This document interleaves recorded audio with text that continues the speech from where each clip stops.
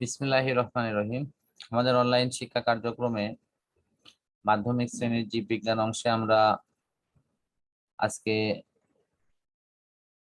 উদ্ভিদের ক্ষেত্রে গুরুত্বপূর্ণ দুটি প্রক্রিয়া, সেটি হলো সালোক সংশ্লেষণ এবং শ্বসনের উপর আমরা আলোচনা করব। তো এই সালোক সংশ্লেষণ এবং শ্বসনের আলোচনার ক্ষেত্রে ফার্স্ট যে বিষয়টি আসবে সেটি হলো জৈব মুদ্রা, জীবনী শক্তি, এটিপি, এই বিষয়গুলোর সাথে সংশ্লিষ্ট অংশ। তো কোনো একটা জীব তার স্বাভাবিক জৈবিক কার্যাবলীকে সামনে এগিয়ে নিতে তার যে শক্তিটা কন্টিনিউয়াসলি ব্যবহার হয় সেটি হলো এটিপি। এটা কোষের মধ্যে অবস্থান করা মাইটোকন্ড্রিয়াতে এটি সঞ্চিত থাকে এবং যে কোনো মুহূর্তে ওই জীব যে তার জৈবিক কার্যাবলী সম্পূর্ণ করার জন্য শক্তির প্রয়োজন হয় সেই শক্তি সে এটিপি থেকে পেয়ে থাকে। আর এই কারণের জন্যই এটিপির আরেকটি নাম দেওয়া হয়েছে তোমার জৈব মুদ্রা। এটা দ্যাটস লাইক একদম হাতে গোনা নগদ মুদ্রার মতো। আমরা মুদ্রা ব্যবস্থার মাধ্যমে আমাদের যে দৈনিক যে লেনদেন সেগুলো কিন্তু করে থাকি। ঠিক উদ্ভিদেরাও ঠিক এই কাজটি করে। উদ্ভিদ সালোক সংশ্লেষণ প্রক্রিয়ায় যে শর্করা জাতীয় খাদ্য তৈরি করে, এখান থেকে কিন্তু সরাসরি শক্তি পাওয়া যায় না। এটি যখন শ্বসন প্রক্রিয়ায় বিশেষ করে ক্রেবস চক্র সম্পূর্ণ হওয়ার পর যে 38 অণু এটিপি উৎপন্ন হয়, যেটি মাইটোকন্ড্রিয়াতে সঞ্চিত থাকে, এই এটিপি থেকেই কিন্তু তার জৈবিক যে কার্যাবলীর জন্য প্রয়োজনীয় শক্তি সেটি সরাসরি পেয়ে থাকে। ঠিক এই কারণের জন্য এটি শক্তি মুদ্রা বা জৈব মুদ্রা নামে পরিচিত। এখন আমরা দেখব যে এই সালোক সংশ্লেষণ প্রক্রিয়াটি উদ্ভিদ কিভাবে সম্পূর্ণ করে। উদ্ভিদের এই সালোক সংশ্লেষণ প্রক্রিয়া সম্পূর্ণ করার ক্ষেত্রে আমাদের গুরুত্বপূর্ণ একটি জৈব রাসায়নিক বিক্রিয়া আছে। আমরা প্রথমে এই বিক্রিয়ার দিকে একটু নজর দেব, তারপরে এই সালোক সংশ্লেষণ প্রক্রিয়াকে সংজ্ঞায়িত করব। আমরা এই অংশটির দিকে যদি লক্ষ্য করি তাহলে দেখতে পাবো যে এখানে কার্বন ডাই অক্সাইড এর সাথে পানি বিক্রিয়া করছে আলোর উপস্থিতিতে ক্লোরোফিলকে ব্যবহার করে। উৎপন্ন হচ্ছে তোমার গ্লুকোজ, অতিরিক্ত অংশ হিসেবে তৈরি হচ্ছে অক্সিজেন, আর তার সাথে বাই প্রোডাক্ট আরেকটি যাচ্ছে হলো জলীয় বাষ্প আকারে পানি। এই প্রক্রিয়াটির আমরা তাহলে সংজ্ঞায়িত কিভাবে করব? কিভাবে আমরা করতে পারি? মূল দ্বারা শোষিত পানি এবং খনিজ লবণ, পাতা দ্বারা শোষণ করা কার্বন ডাই অক্সাইড, এই দুটি উপকরণকে ব্যবহার করে উদ্ভিদ সূর্যালোকের উপস্থিতিতে পাতার ক্লোরোফিলকে ব্যবহার করে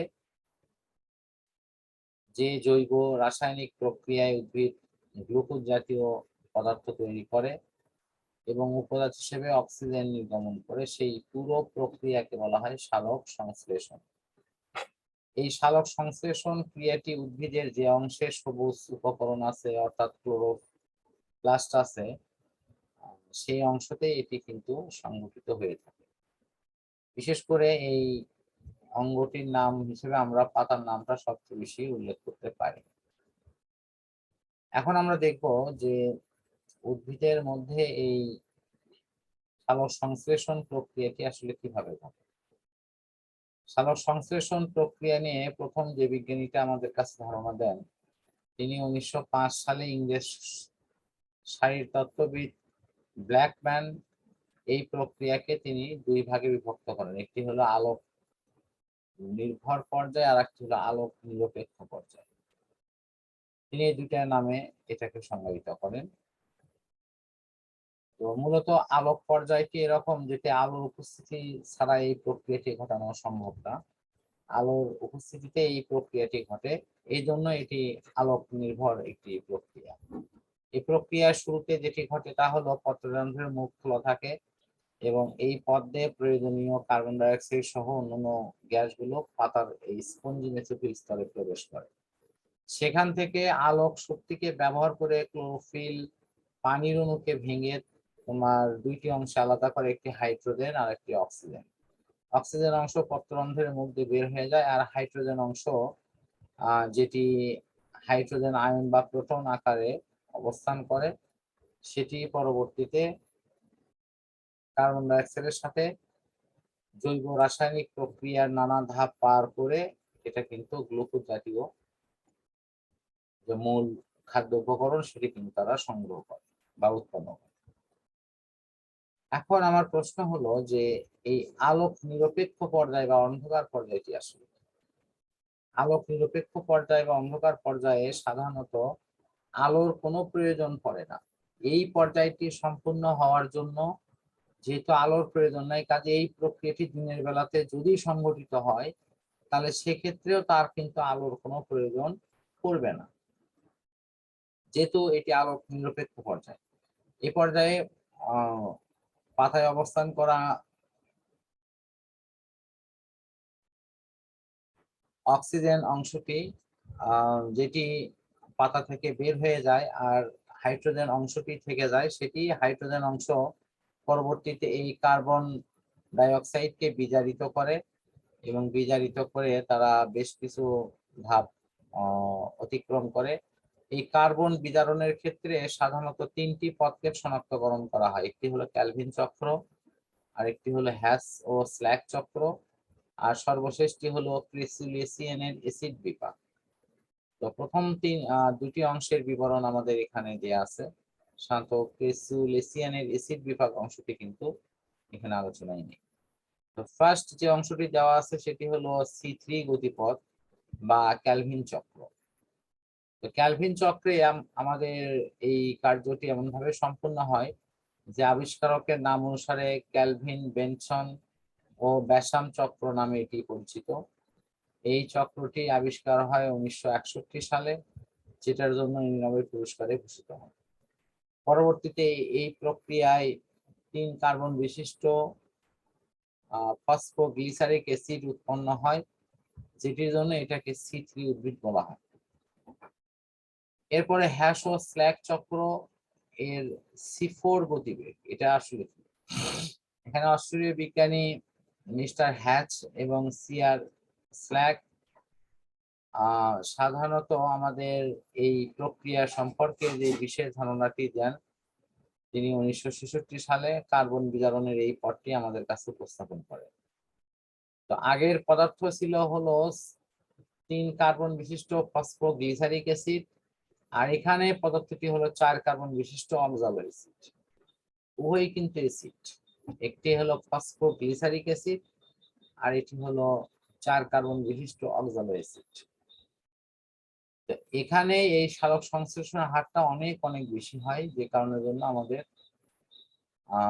কাছে এই C4 উদ্ভিদের গুরুত্বটা অনেক বেশি। এই উদ্ভিদগুলো সাধারণত অল্প সময়ে অনেক বেশি তারা খাবার অংশ সংগ্রহ করতে পারে বা তৈরি করতে পারে। সাধারণত ঘাস জাতীয় উদ্ভিদ, পাশ জাতীয় উদ্ভিদগুলো এই গ্রুপের মধ্যে পড়ে। এখন সালোক সংশ্লেষণে ক্লোরোফিল সহ আলো বিভিন্ন কিছুর ভূমিকা। সালোক সংশ্লেষণে আমাদের ক্লোরোফিলের ভূমিকা নিশ্চয়ই অনস্বীকার্য, কারণ ক্লোরোফিল ছাড়া সালোক সংশ্লেষণ প্রক্রিয়াটি আমরা কল্পনাও করতে পারি না। কারণ মূল দ্বারা শোষিত পানি যদি ক্লোরোফিলের সাহায্যে না ভেঙে যায়, তাহলে এই ক্লোরোফিল পাতা মানে তার নিজস্ব উপকরণের মাধ্যমে সূর্যালোকের শক্তিকে ব্যবহার করে পানিকে কিন্তু ভেঙে ফেলে। সুতরাং এর গুরুত্বটা অনেক অনেক বেশি। এরপরে হলো আলোর ভূমিকা। আলোর ভূমিকার ক্ষেত্রে মূলত ওই নির্দিষ্ট প্রক্রিয়ার ওই নির্দিষ্ট সময়ের জন্য এটি গুরুত্বপূর্ণ না, বাট এটি যে কোনো সময়ে আলোর মাধ্যমে পুরো সালোক সংশ্লেষণ প্রক্রিয়াটিতে নিয়ন্ত্রণ হয় এবং এই আলোক শক্তিকে ব্যবহার করেই উদ্ভিদ মূলে সঞ্চিত পানিকে ভেঙে দুটি অংশে আলাদা করে। এখন এই প্রভাবকগুলোর মধ্যে অন্যান্য যে ভূমিকাগুলো যেগুলো আছে, যেমন বিভিন্ন রাসায়নিক পদার্থের উপস্থিতি, তারপর মাঝে মাঝে এমন কিছু কিছু বিষয় আমরা আমাদের কাছে আসে যে বিষয়গুলোর মাধ্যমে এই সালোক সংশ্লেষণ ক্রিয়াটি কিন্তু প্রভাবিত হয়। যেমন আছে কার্বন ডাই অক্সাইড।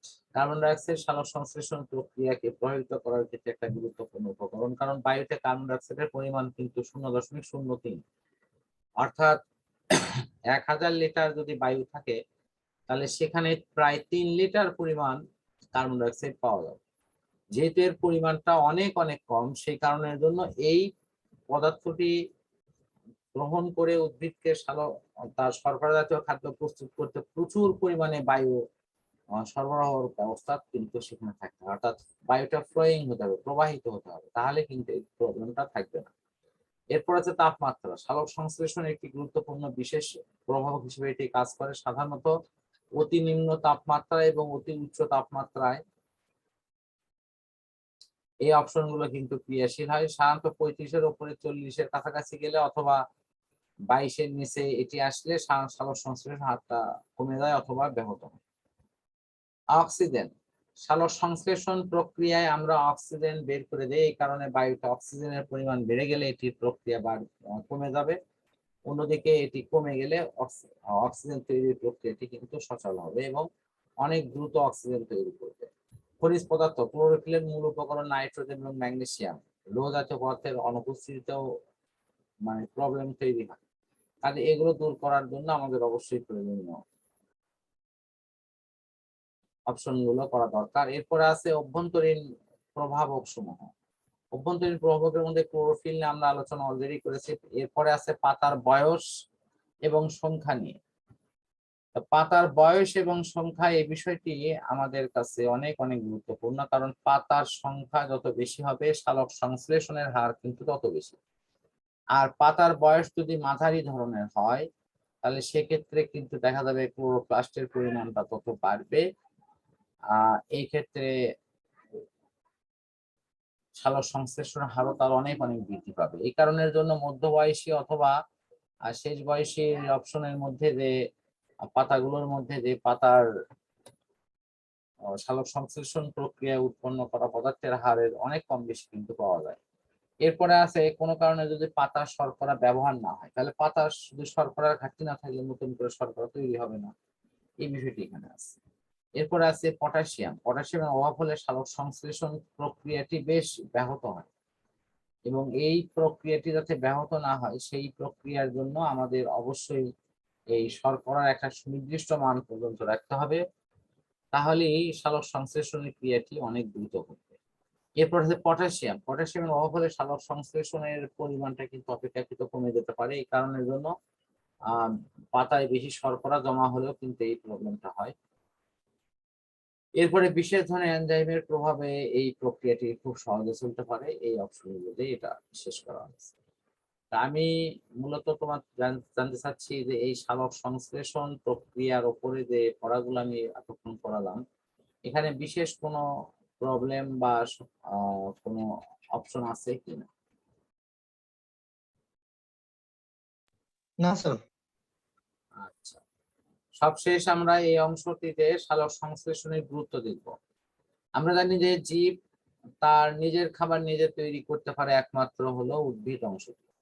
প্রাণীর অংশের কাজ হলো শুধু এই অংশগুলো এইভাবে উদ্ভিদ তৈরি করবে, প্রাণীরা সেটি ভোগ করবে। তো যেহেতু উদ্ভিদ সালোক সংশ্লেষণ প্রক্রিয়ায় খাদ্য উপকরণ তৈরি করছে, পৃথিবীতে এমন কোনো প্রক্রিয়া নেই যে প্রক্রিয়াতে উদ্ভিদ ছাড়া এই কাজটি আর অন্য কেউ এত স্মুথলি করতে পারে। ঠিক সেই কারণের জন্য আমাদের এই সালোক সংশ্লেষণ প্রক্রিয়ার গুরুত্ব বুঝতে গেলে মৌলিক দুটো জিনিসের বিষয়ে আমাদের যোগ দিতে হবে। একটি হলো আমাদের অন্ন, বস্ত্র, বাসস্থান, শিক্ষা, চিকিৎসা, এই মৌলিক বিষয়গুলো, আর একটি হলো এই সালোক সংশ্লেষণ প্রক্রিয়ার টিকে সুনিয়ন্ত্রিত এবং সুবিন্যস্ত করা দরকার, কারণ জীব জগতে বিভিন্ন উপকরণের মান ক্রমান্বয়ে কমছে এবং এটি অবনতির দিকে যাচ্ছে।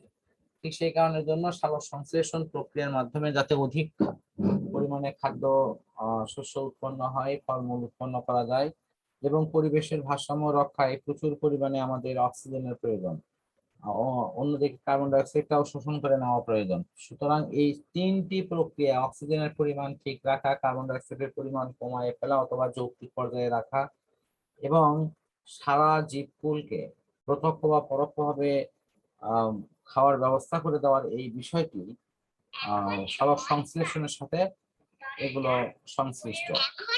ঠিক সেই বিষয়টি আমাদের এই আলোচনায় কিন্তু মূলত আসবে এবং এটা নিয়ে কিন্তু সার্বিক আলোচনা এখানে দেয়া আছে। আমার মনে হয় এটি দেখলেই ইনশাআল্লাহ তোমরা পারবে। তো এখন সালোক সংশ্লেষণের পড়াটি আমি মোটামুটি শেষ করছি। এই অংশে কোনো প্রশ্ন আছে কিনা আমরা এরপর শ্বসন অংশ নিয়ে ইনশাআল্লাহ আলোচনা করব। তোমার এখানে আর কোনো প্রশ্ন আছে? না স্যার, শোষণ আলোচনা সালোক করতে পারেন। সংশ্লেষণের এখানে একটি পরীক্ষা দেওয়া হয়েছে, সেই অংশটিতে দেখানো আছে যে এই পাতার অংশটিতে যদি কেমিক্যাল ব্যবহার করে একটি কালার ফুল অবস্থান আসে, যার ফলে কিন্তু বলে দেওয়া যায় এখানে কি মূল। সাধারণত এই টবের গাছটিকে অন্ধকারে রেখে যদি শর্করা মুক্ত করে এই পরীক্ষা প্রদর্শিত উপায়ে কালো কাপড় বা কাগজে মুড়ে যদি এটি সূর্যালোকে রেখে কাজটি করা হয়, তাহলে অনায়াসেই দেখা যাবে যে ওই মোড়ানো অংশে কোনো শর্করা খুঁজে পাওয়া যাবে না, কারণ সে অংশটি আলো না পাওয়ায় সেখানে কোনোভাবেই শর্করা তৈরি হয়। আশা করি এর মাধ্যমে প্রুফ হলো যে শর্করাটা কতটা গুরুত্বপূর্ণ। আচ্ছা, তাহলে আমরা এরপরে শ্বসন নিয়ে পরবর্তী সেশনে ইনশাআল্লাহ আলোচনা করব। এই সেশনের কার্যক্রমটা এখানে শেষ করছি।